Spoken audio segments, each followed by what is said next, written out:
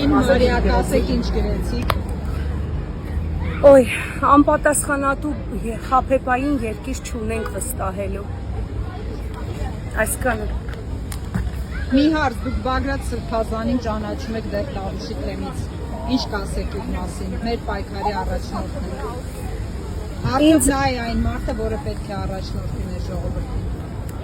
Շատ ճիշտ վկայեցիք, որ ինքս առիթ եմ ունեցել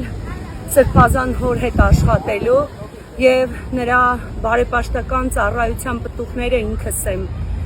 քաղել։ Այսօր հասական պահին մեզ միայն մնում է միաբանվել Սրբազան հոր խոսքի գործի շուրջ, որպեսզի մեկ վայրկյան շուտ չարիքը հեռացնենք մեր երկրից։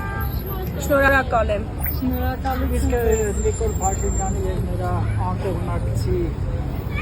արտահայտությունների մասին ինչ կասեք երեկվանից կամ առաջին օրվանից։ Ես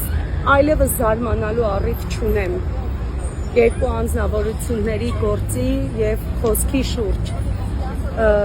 Միայն կարող եմ ասել, որ անգամ այստեղ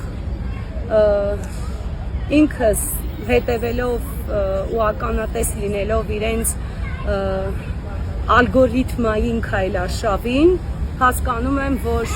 այս պարագայում բժշկական միջամտության կարիքն անգամ չկա, որովհետև նախորոք կազմակերպված ռազմավարություն է, որը միայն թրքահաճո իշխանությունների ջրաղացին է ջուր լցնում,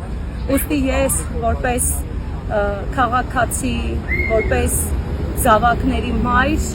շատ մտահոգված եմ իմ երկրի ապագայով, իմ ինքնությամբ, հայի